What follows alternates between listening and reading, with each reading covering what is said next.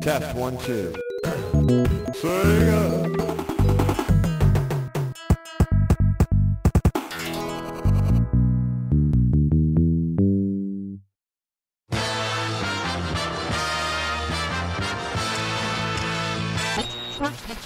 We're back. It's the SEGAbits Swingin Report Show. Get ready for Sega news and commentary with your hosts, George and Barry.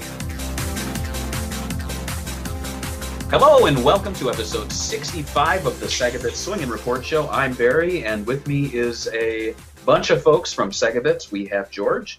Hey. We also have AJ Rosa of My Life with Sega. Hello.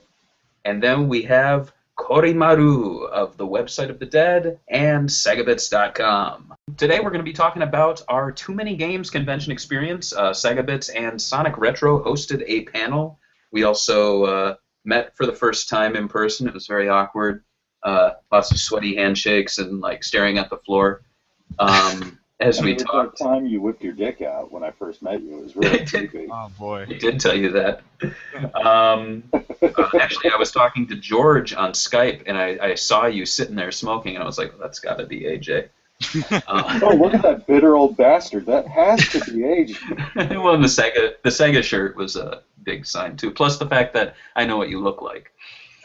Oh, unfortunately, I'm one of those idiots that puts my face in the fucking videos every now and then. I've started to do that, too. We actually have a video going up later, but I guess to kick things off, I wanted to hear from Patrick, who can be with us for another maybe 15, 20 minutes. Patrick, you were there for the first day of the convention, correct? Oh yes, I was.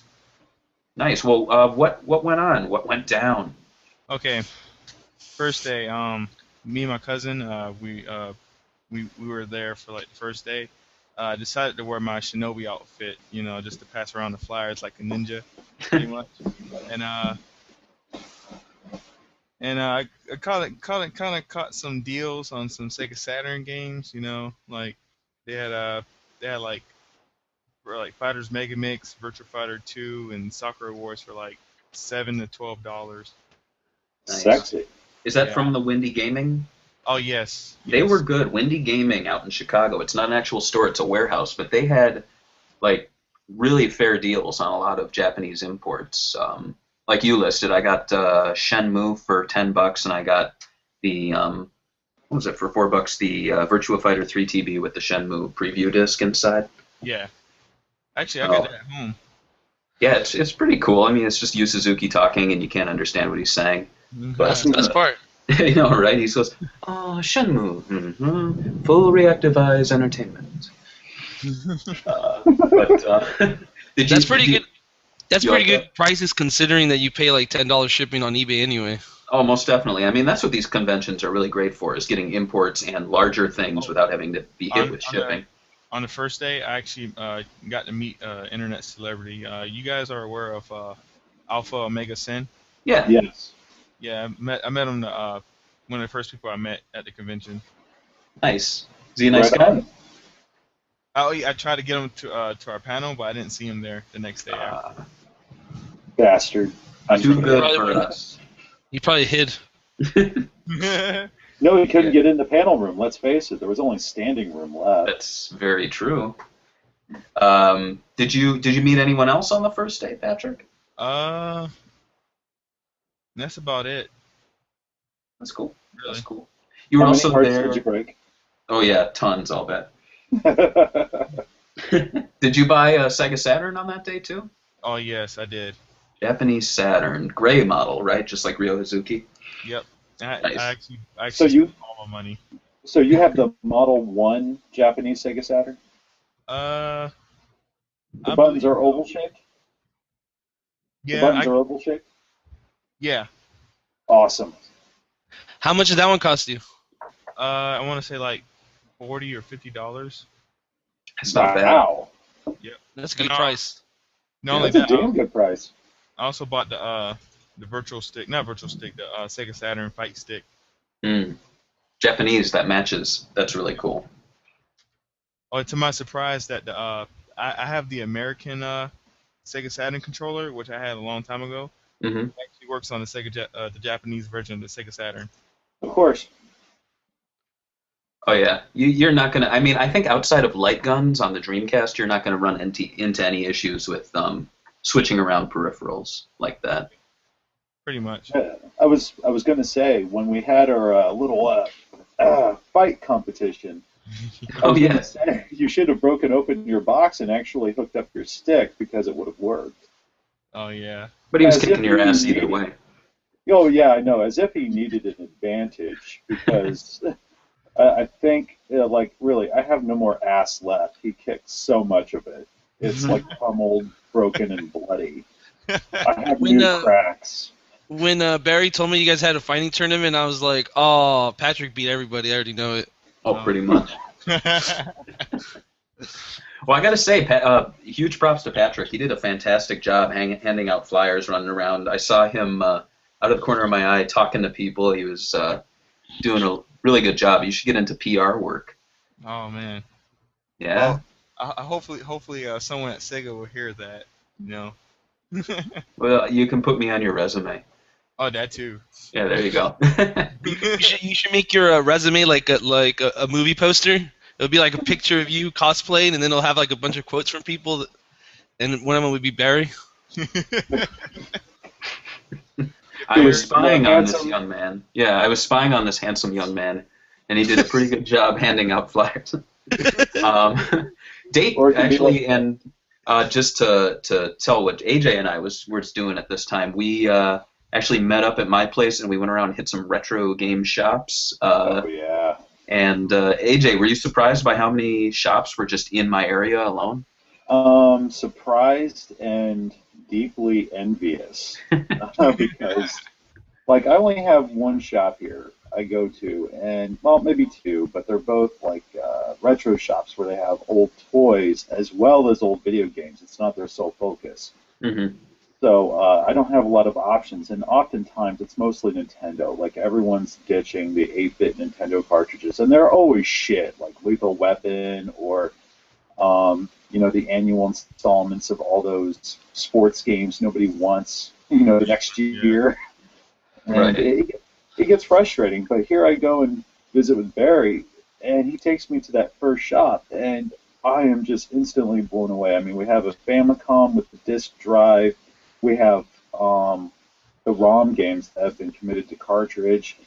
It has imports. It even has some ultra-rare titles. Like, I damn near shat my pants when I saw it. They had Burning Rangers, the American version, complete, in excellent condition for like $160. Oh my god. Mm-hmm. I know. I was jonesing hard, man. Yeah. I almost put that on the credit card. I'm just like, fuck it. I'll have it. My treasure hunt will be over. Yeah, that was classic Game Junkie in Glenside, PA. They've been open for I think about 4 years. It's a family business, and the guy there, he does a hell of a job. He has a lot of events. I think he does gaming tournaments. He had the Angry Video Game Nerd come out there and sign stuff. I think it would be a lot of fun maybe to even see if we can't convince maybe some East Coast Sega talent to come out. I know it'd be kind of cool if there was like a Console Wars book signing there, if we could convince Blake to come to like a game store and do that. But well, that would be great. We could shoot it. Yeah, exactly. I mean, videotape it, not like Bang Bangs. No. Either way. I don't want to frighten people away. Whatever. I mean, any publicity is good publicity, I say. We also. Yeah, we also hit up a few other places. We hit 2 locations. No, I think we hit 1 or 2. We hit One. 2. We hit 2 locations. The other one was J Street Video Games, which has another location that we didn't go to. But that one's a reasonably new store, and they had some good prices. You saw, what was it, T-Mech? Oh, yeah. Boxed. That looked really good. Yeah, that was pretty, because I remember T-Mech was one of those games I actually really enjoyed when I first bought my 32X, and it was cool. And I remember, fast forward a few years, I moved to Jersey, and that was one of the games I had traded because I had lost almost my entire collection, except the games in the fire. And T-Mech was one of the games that survived, and I remember trading it in for credit at Next Level Video Games in Blackwood, New Jersey. And he's like, dude, do you realize this is like a rare item? And I'm like, nah, who cares? I don't have a 32X anymore. I'll probably never be able to afford one. I want more games for my Saturn.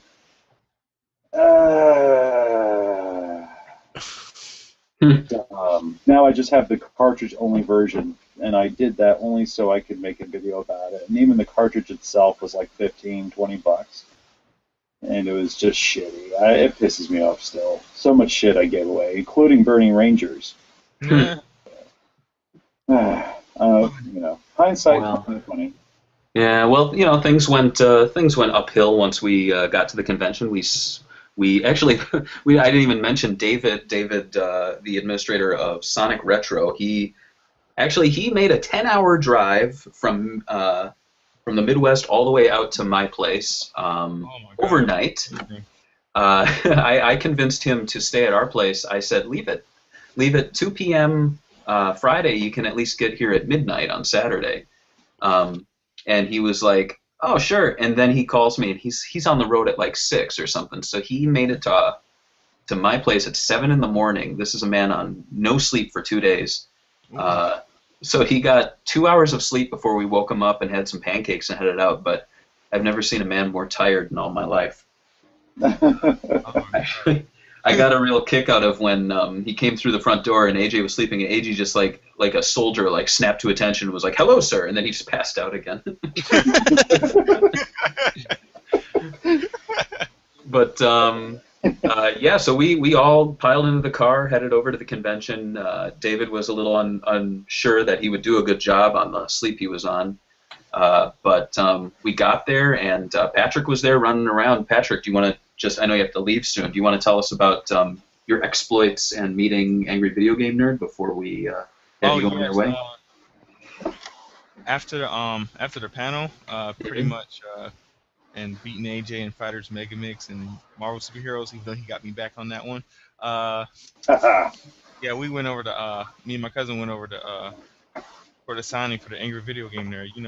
We're just walking around, and we're about to head over to the exit, and from there, where they were giving out the raffles and stuff. Mm-hmm. James Rolfe was right there, just talking and stuff, and I'm like, oh my freaking god, Bree, do you know who that is? You know who that is? Oh my god, and so Did your cousin know who it was? Not really. I had to show her the video the other day, but my I have a best friend who introduced me to his videos, and so I had to return the favor. I had to call my friend up and tell him guess who I bumped into at Too Many Games, and I gave him the phone to talk to him a little bit. It's something I had to do. Oh, that's really nice of you. Yeah, and so we followed him. He told us to wait in the line and stuff, pretty much, right behind his booth. So basically, me and my cousin just waited in the line. So I had my Dreamcast ready for him to sign it. I had James to sign it, and I had his friend Mike Mattel to sign my Dreamcast. Even though they're not employees of Sega, they're still working to sign the Dreamcast. Yeah, and so that same Dreamcast has been signed by Ruby, by Aaron Weber, by Sam Mullen. Yep.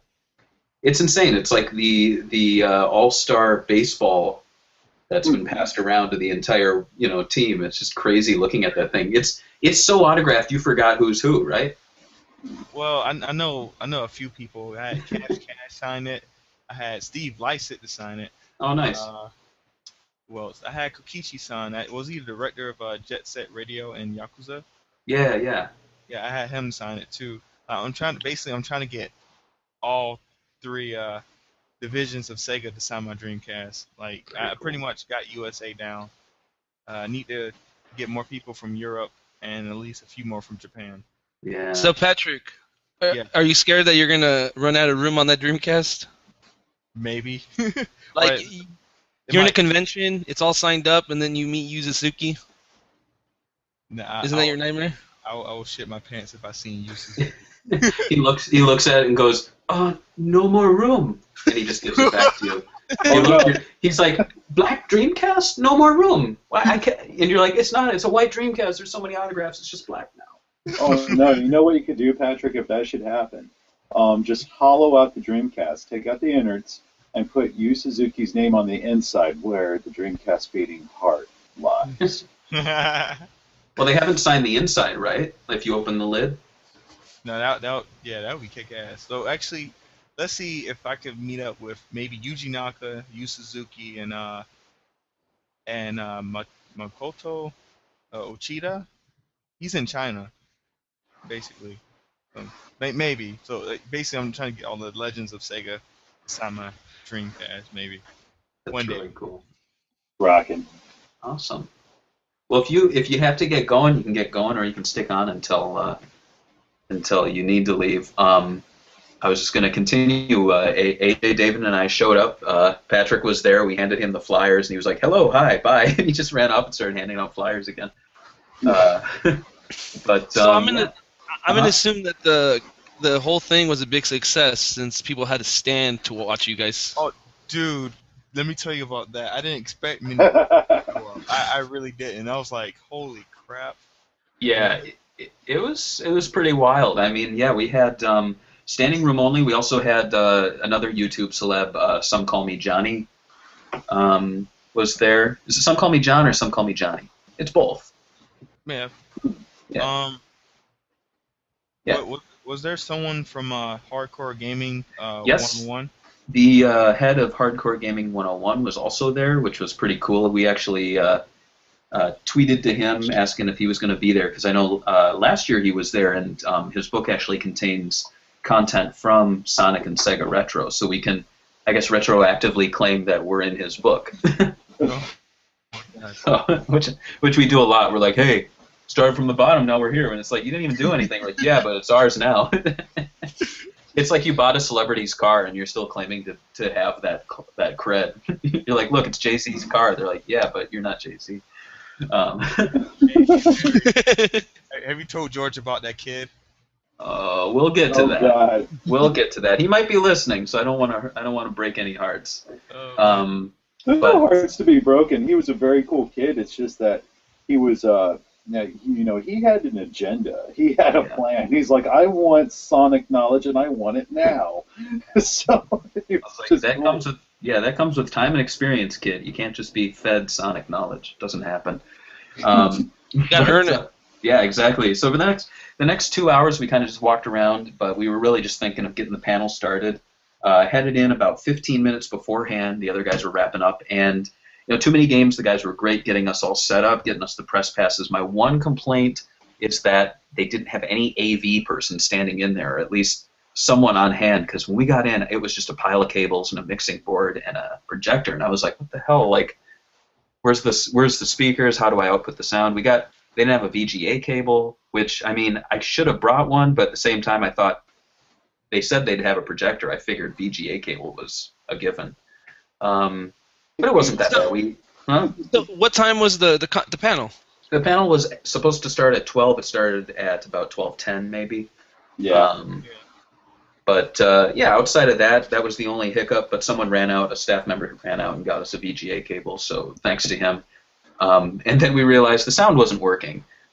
We finally got the sound working, and the speakers blew out right after the first intro. Which, to be fair, I don't think it was our fault, because they were blasting those speakers before we even got in there. So they were definitely on their way. I mean, speakers, when you blow them, you literally blow them out to the point of them never working again, right? Right. Yeah. All right. Wasn't my fault. No.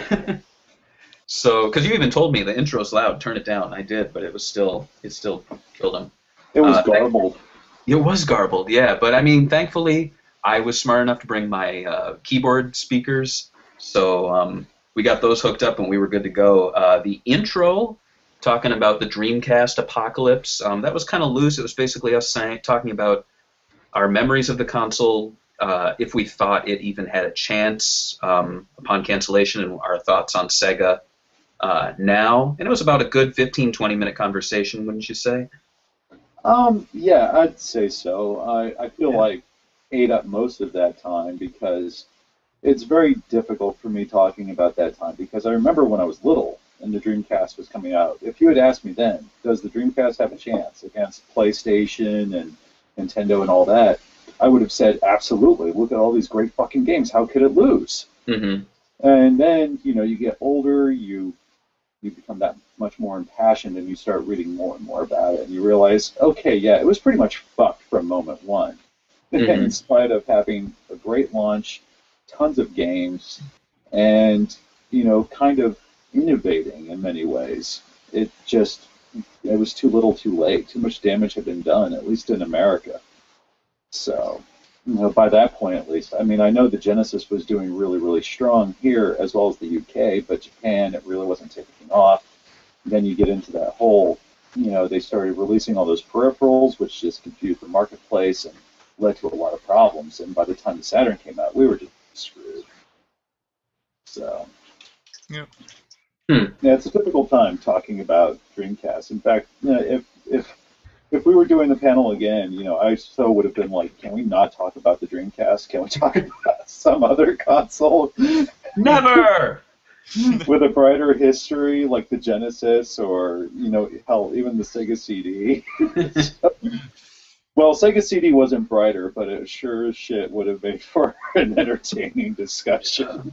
If we want to talk about like bright Sega consoles, it's like the Genesis, and that's probably it.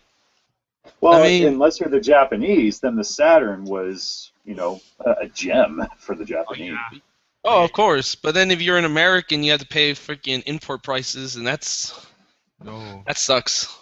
No, minor difficulties, but it was pretty good. I mean, between Barry and I, we talked a bit about that, and well, we went on to David, didn't we?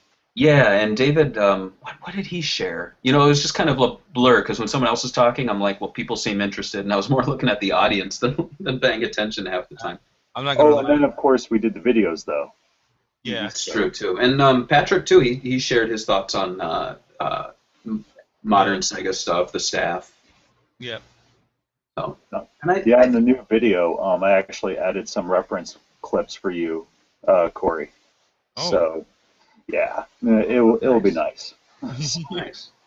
Yeah, AJ's got a video he's working on. It's about, 45 minutes? Final count was 46. I trimmed it here and there. Just right, to tighten but it up. special edition with new scenes added and digitally and special effects, right? When can we expect the video to show? When can we expect for the video to be uploaded? Oh, well, the video's done. I mean, it's all done. I've been trying to bust my ass the last 2 days trying to get it done because, timely fashion, TooManyGames didn't want to wait that long. Since the con's been done for, a week? Just about, yeah. Yeah. Not even. Yeah, not even, come to think of it, yeah. 4 days. Yeah. So, just pumped it out. The only things that really didn't make it into the video were our technical difficulties, which consumed about 15 minutes.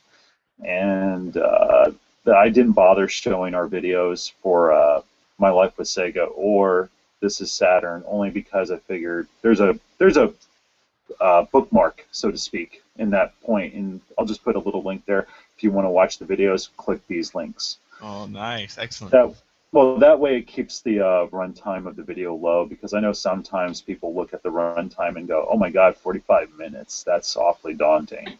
So it's, hey, I'm on the metro right now trying to go to work. I don't have time for a 45-minute fucking video. Hell no. Right.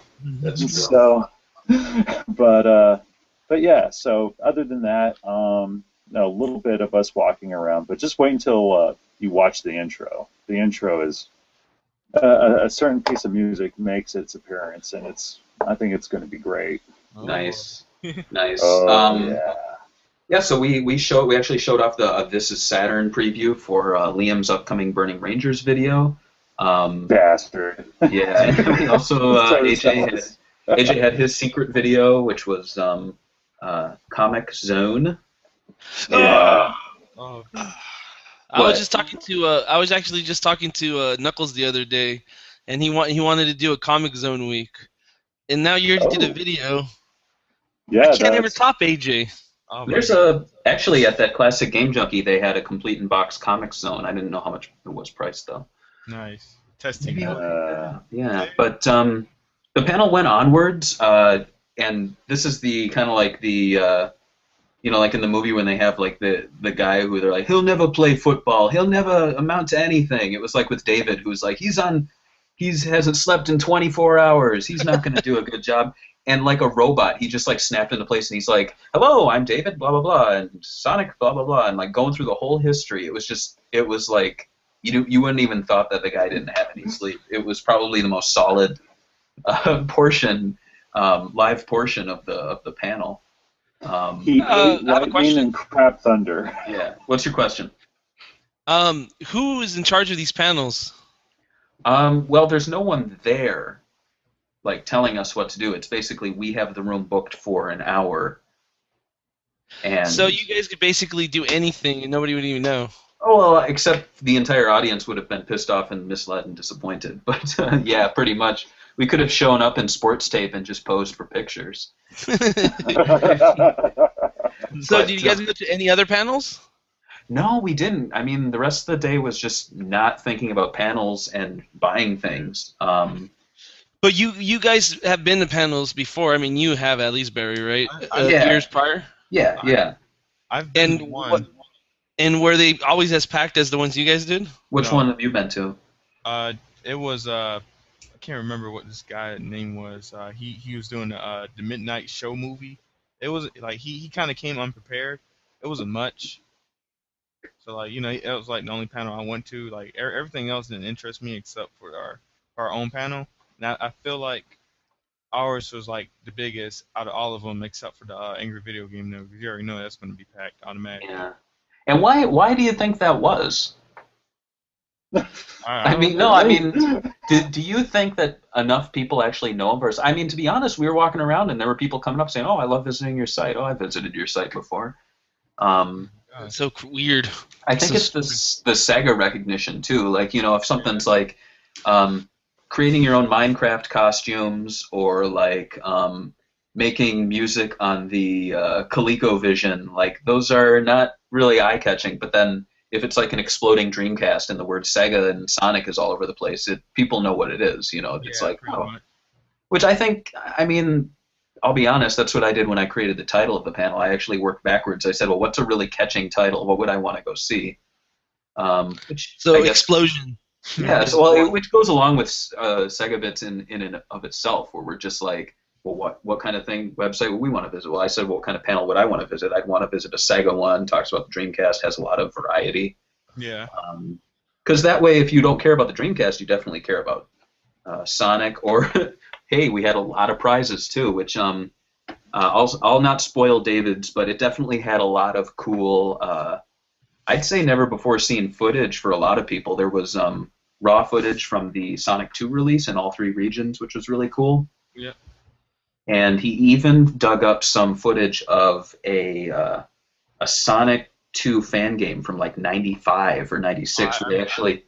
I actually remember that from a while back when I was looking up, what was it, Sonic Cult? Like they have, Yeah. They literally scanned magazine images of Hidden Palace Zone and reassembled it. So it's like they're not sprites. It's almost like a collage from like a grade school kid that you can play, like basically. I guess an early Little Big Planet then in that regard. But yeah, the prize portion. Unfortunately, we had to rush that along. Patrick read out half the questions. I went through them like an auctioneer, so he could get through them. So we could have someone asking questions and someone handing out prizes. Because me, I'm old, but Patrick, he's young and agile, and he's got his cool costume. So.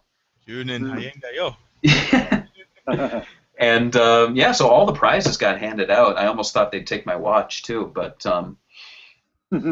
I'd say, do you think the people who got the cool prizes deserved them? Yes. Good.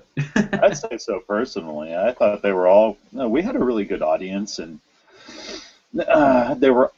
You can look out into the audience, and you can actually see that they were interested, which was nice. And they weren't just in there trying to find an air-conditioned room and save their feet from walking for 2 hours. Right.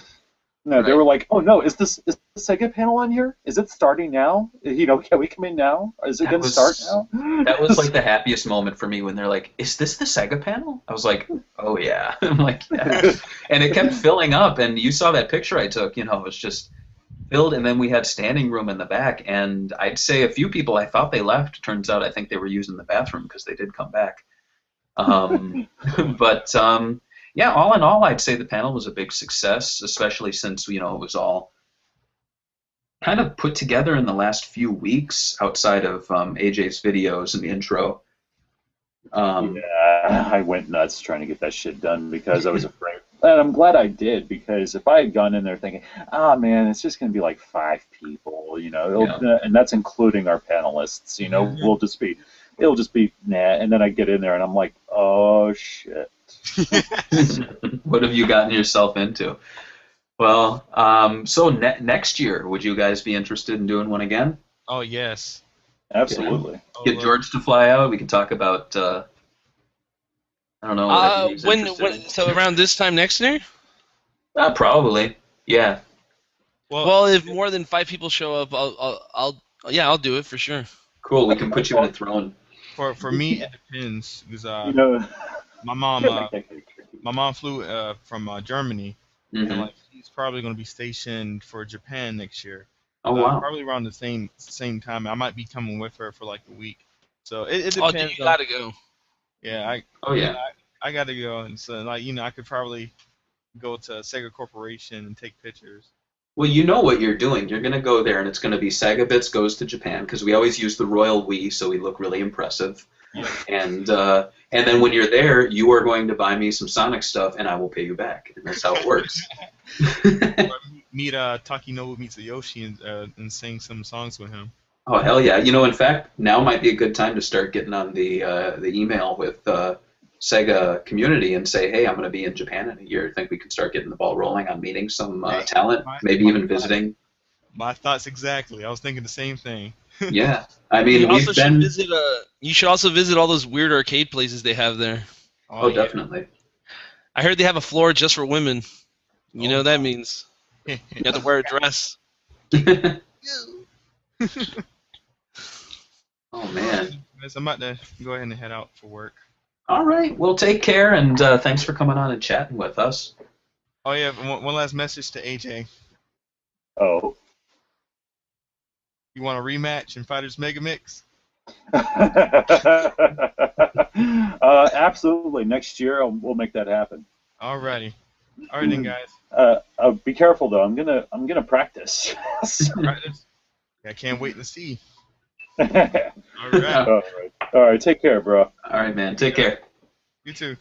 But that was the famous Kori-Maru that we just had on. What do you guys think about talking to him? Oh yeah. Well, you guys talked to him you guys talked to him 4 days ago. You guys were hanging out. Oh yeah, that's right. I'm so mesmerized by his beauty and his gaming skill. I will say he was taller than I expected, and I really like his hair. Yeah, he's got some badass hair. So nice and I forgot to mention too, during the panel, whenever there was a technical difficulty, David started reading from his Sonic Choose Your Own Adventure book. Oh God, that book. Which such a weird fucking book. He read some of it to me when he was over here. Sonic turns into like a waffle iron, I think. What? And then Tails accidentally eats the Master Emerald. Okay. So Barry, what did your wife think of the whole thing, the whole Sega panel thing? I mean, she's not a fan, so I'm assuming it would be like, what? No, she didn't attend, but she knew that she knew all the work I was putting into it. She knows what I do. Okay. I was going to say, I'm happy that more than one person showed up, because when you told me you guys were going to do a panel, and I'm like, who the hell would want to hear us talk? Like, people from our site. Yeah. I'm like, this is going to be a disaster. Then you posted a picture that said, like, SEGAbits panel, and that's all they put on there. I was like, oh, no. They didn't put it was a Dreamcast panel. Nah. I'm like, oh, people are going to get confused. And it turned out fine. Like I said, I think the reason we got so many people was the work that Patrick did both days. And also, I think the promise of prizes. I mean, it sounds, like kind of like, oh man, we're not that important. But I think maybe 10 people came just out of knowing what the content was, maybe 10, 15. But I think a lot of them came for the promise of prizes and Patrick's good work at getting them to come. But I think, like AJ said, they legitimately liked it. They didn't just sit there for 30 minutes waiting for prizes to come. And another thing, too, I mean, I do feel a lot of it is Sega, because I could hear in the audience people like murmuring, like when you would throw out little facts here and there, when David would speak, when even Patrick would talk about particular games, I could hear all these little voices coming from the crowd going like, oh yeah, because they did this back in 1993, just all this kind of stuff. So there are clearly, they were all Sega fans. Yeah, that's not fair of me to discount Sega too. I think Sega definitely has. It's it's not a niche fandom. It's really, we were one of the big boys up until 2001. I mean, up there with the equivalent of what Microsoft or Sony or Nintendo are now. And I think a lot of that still exists in the nostalgic mindset, even if they still do make games. I did notice like I tried to name off a few modern games, just like Binary Domain, and I did hear people going, "Oh yeah, Binary Domain's awesome." I heard a couple of folks go like, "Yeah, that was cool." Yeah. I didn't get to mention Viking, which is our unofficial game of the entire site, right? Is Viking really that? No, but like I said, people are always on our site reading about Viking. Which is strange because I remember when it came out, everybody's like, "Don't buy it, it's crap." I went and paid. They had it on sale like the month after it came out for like $40. I bought it, and I was actually pretty surprised it wasn't that bad. I'm surprised that people actually care about it, though. Yeah. Considering there was no hype around it.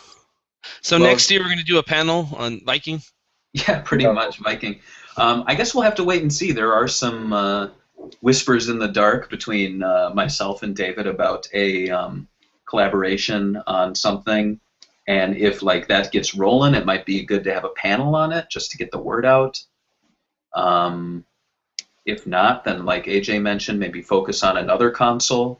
Well, just to throw an idea out there, rather than just a console, I think it would be interesting to actually do one where we focus completely on the Genesis peripherals, where we do Sega CD and 32X. And, you remember that article I wrote a bit back about the canceled games for the 32X. Yeah. And actually doing like a video presentation for it. We could talk a bit about the peripherals and when they first came out, our general feelings then as opposed to now, and their eventual discontinuation. So, I mean, it could be good, especially since so many people are still aware of the Sega CD and the 32X. The Sega CD for kind of popularizing CD-based console gaming. I mean, I know TurboGrafx 16 came up before it, but that didn't exactly take off. It didn't have the controversy surrounding it either, like a Sega CD with the whole Night Trap ordeal. And the 32X coming out at a time when the bit wars were at, the most ridiculous, between Jaguar 64, the promise of Nintendo 64, all that kind of shit. And, everybody knows about these damn things. And actually maybe just show the bright side of the Sega CD and the 32X. It'd just be nice. How about we just surprise everybody and do a Neo Geo panel? Okay, Die. I'm going to focus on Metal Slug, and you guys could focus on Final Fight. No? Let's talk about a console that had nothing but fighters and no RPGs. And also would empty out your bank account just to buy a cartridge. It sounds awesome. So the Sega Saturn, are we talking about again? Sega Saturn, what are you talking about? All those cases that we had for the No Limits VCD were all Saturn games, and they were all like under $3. So it's just, even some good Saturn games I can still get for like $20. Yeah, and it's like hell. I could have bought Resident Evil on Sega Saturn for $25, and I got a really good shooter called Galactic Attack that was actually published by Acclaim, and that was $45, and it was practically brand new. And you can still get a lot of great games for Saturn without killing yourself or your bank account. Unlike the Neo Geo, Actually, the where Saturn, I don't think the Saturn games are that expensive. Even if some of them are like $50 or even $80, like you could get Burning Rangers for like $80. But like even really? then, it's like that's how much it cost when they came out. I don't think it's that much of an increase, really. I mean, sure, they're old games, but I don't know. Sometimes I think they're worth it, depending on the game, obviously. Yeah. And also depending on the region, because if you're buying, like, I can get a lot of Japanese imports. Like, sure, the American version of Burning Rangers is going to cost you anywhere from 80 to 100, depending on its condition. Mm-hmm. But if you buy the Japanese version, I can get that for $25. So yeah. Same for Panzer Dragoon Azel, or Azel. I don't know. Azel. oh yeah, Saga, as it's known here in the States, right? Asshole. Yeah. Don't call me names. You My favorite game is that Panzer Dragon Asshole. So what other? Actually, yeah, we following the convention, we walked around and bought shit. Not shit, treasures. And Yes. and you played a game with Patrick too. But what did you pick up outside of what you mentioned? Oh, outside of Galactic Attack? Yeah. Yeah, so Galactic Attack was for the Sega Saturn, which is a vertical shooter.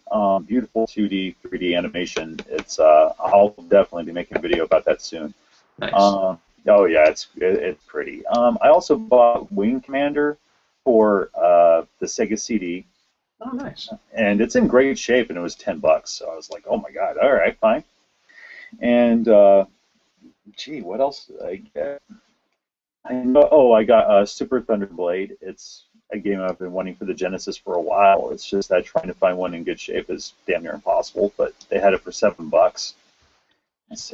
I said, hooray! And I even got a Master System game, which I'm actually really looking forward to doing a video for. It's called Dead Angle, and yeah, it's basically a rail shooter. But the thing is that you can actually see the outline of your protagonist, and you can scroll across the screen firing in the first person, essentially. If I didn't know better, I'd swear it was supposed to be a light gun game, but you actually control it with the controller or the arcade stick. Oh, I'm looking at it. He's like a ghost or something. Yeah, that's just like a virtual outline of your figure, so you know when to avoid gunfire. Huh. But visually, it's like set in the late 30s, early 40s, if I remember correctly, and you play a private eye, and you're having to rescue a girl, of course, and it looks a lot like Dick Tracy for Sega Genesis to me. Nice. The way the characters are designed, like a lot of the hoods, they look a lot like Dick Tracy. But damn, what else? Oh, and I also got Cadillacs and Dinosaurs for the Sega CD. Game of the year. It's going to make for an interesting review. I'll say that much. It's visually, it's fairly well done with a few minor gripes, and control-wise, I think you know what? I'm not even going to talk about it because I was playing it with my girlfriend. She was just watching me play it, and she's just like, "What the fuck is happening?" And the most ridiculous purchase I made, though, I think it was like $7 was Kids on Site for Sega CD, released through the Sega Club label. Oh, Kids on Site. Yeah, I know that game. Yeah. Lucky you. Well, yeah, that was actually a request from someone I had met at my very first panel I ever had, and that was back at Intervention Con a couple of years back. And she was actually a Sega CD fan, and she said, "Oh, have you ever played Kids on Site? You have to review this game." I'm like, "All right, if I ever find a copy, I'll totally do it." Well, oh boy, but that was my bounty. For the most part, I feel I made some solid purchases. I didn't get to find my big dream purchase, which I was prepared to spend a lot of imaginary money on it. Yeah. Yeah, Model 1 Sega CD. Yeah. The best one I could find was $150 in the box, and it had been modified so that you could take it apart and replace the fuses whenever they blow, which kind of made my ass pucker at the thought. But it came with the box, and it had the instructions and all the hookups. So, and he said the shell itself was in great condition. If I wanted to see it for myself, he would gladly demonstrate it for me. And I was like, $150 for something that's been modified to that extent kind of bothers me. Yeah, I mean, I guess it's a improvement, but I get what you're saying. Yeah. I mean, if it was like a mod chip inside, like I have a Dreamcast with a mod chip, you can't even tell. But if it was like, oh yeah, you see people like, oh yeah, I improved it, I made it better, and you're like, but you changed something. I actually, I don't know, it's not the original one anymore. It's weird, but I get what you're saying. Yeah, like mod chips, I would be fine with. It's just that the way it was done, now there was a panel where you could actually remove it and change the fuses. I mean, I guess that makes it easier, but it's I just rather that not had been done. So I just figure I'll wait.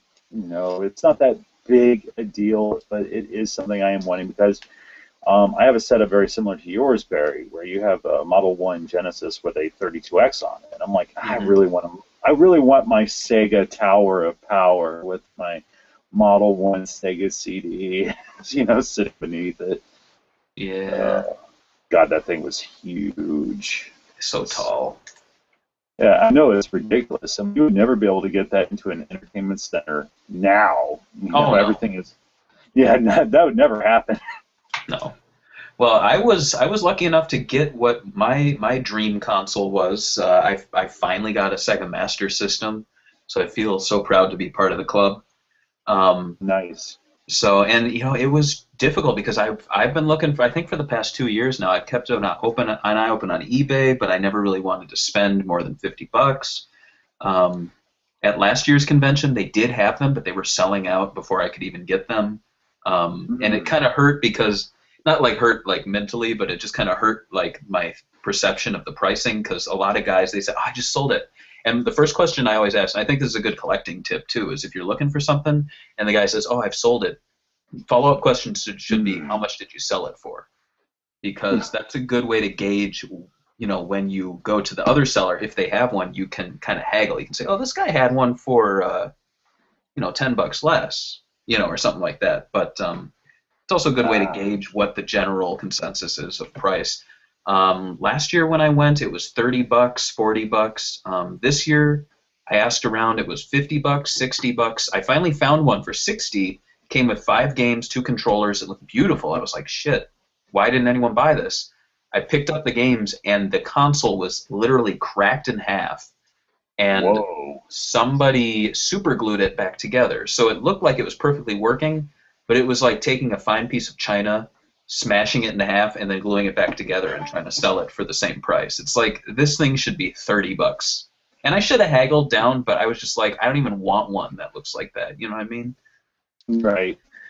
Absolutely. So, yeah, so I actually went back to the one I first saw when we walked in. That was, the guy wanted $50 for it with 1 controller, no game. So I said to him, I'll give you $50 if you throw in a game.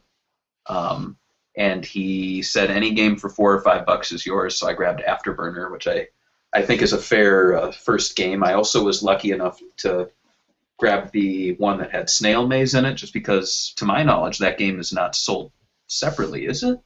Maybe it is. As far as I know, it is not. So yeah. I mean, I know later ones had other games, but I'd rather buy those games and have one that I can't get anywhere else inside the system. As cheesy as it is. Well, no, I mean, that makes sense because really Snail Maze, as far as I know, not released as either a cartridge or a Sega card. So having it in the console, I mean, I think they're the most common you can find in Model 1, so it's not the most expensive model you can buy for Master System. I know the highly sought-after ones are the ones that actually have like a Sonic built into it after the Genesis had been released. I think those are mostly Model 2 consoles. And then you have the, the later Model 1s where they actually had Alex Kidd built into it. And those are rare as well. But really having Snail Maze, I mean, at least it's a game you can't buy separately. It's married to the console, so that's good. And it's kind of cool that you got Afterburner. That was the first game I bought for it when I replaced it.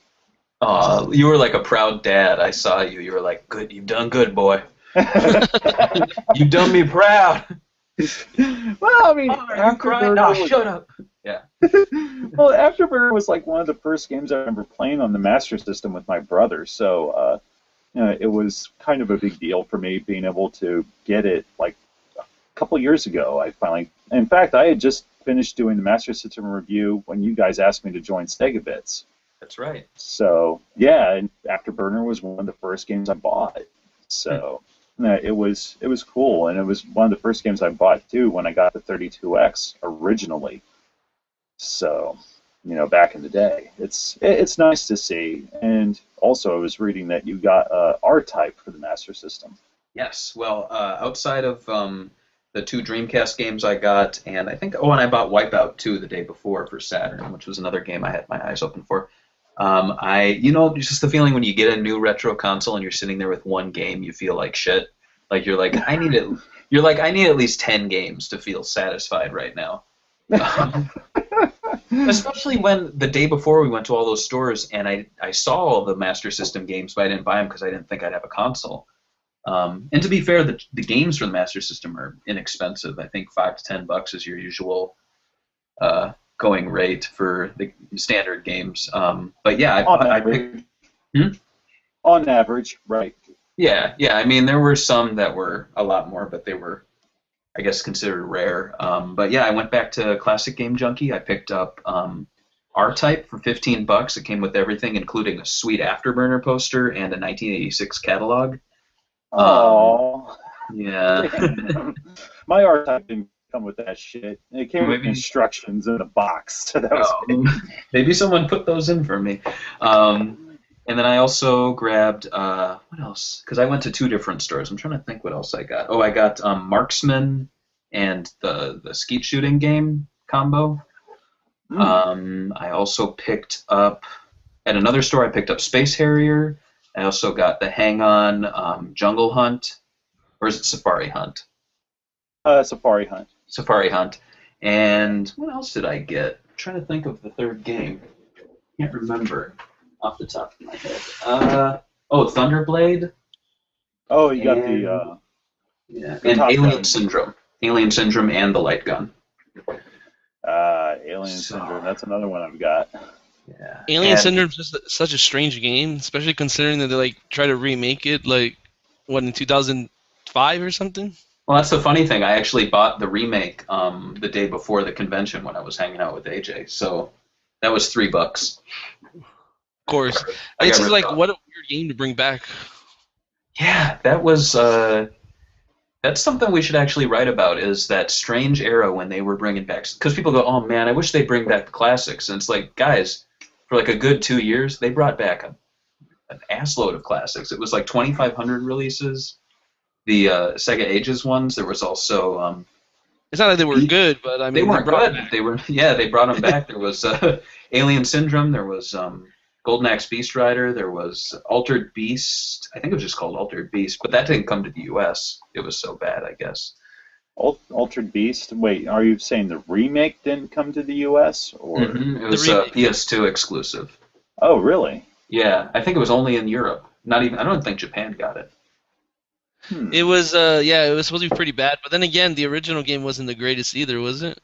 I mean, I played it and I didn't think it was the greatest. At the time, it was good, but now it didn't. I don't think it holds up as well. It's a dated brawler, and the final boss is kind of irritating, but it's if anything, I would criticize it for being slow. Yeah. Yeah, I mean, compared to something like Streets of Rage or even Golden Axe. Yeah, even Golden Axe I feel was a better game. Or what was it? I think it was Alien Storm. Yeah, that's. I picked that up too when we were hanging out. Oh yes, that's right, you did. And the reason I got it was it had a Sonic poster inside, from a pre-release Sonic poster of Japanese design standing in front of a brick wall like a comedian. And I posted it online, and apparently it's I think one of the first consumer promotional pieces that was sent out. First That poster. alien, you got it for the Sega Genesis, right? Yeah, Alien Storm. Inside it had the That cover Sonic though, do poster. you like the cover? Yeah, it's pretty good, right? I like the robot with the whip in the cover. I Yeah. always thought it was so strange. Well, robots need something to do, so why not whip? Uh, yeah, so all in all, I mean, I spent too much money, too many games and too much money spent. So, but I think, huh?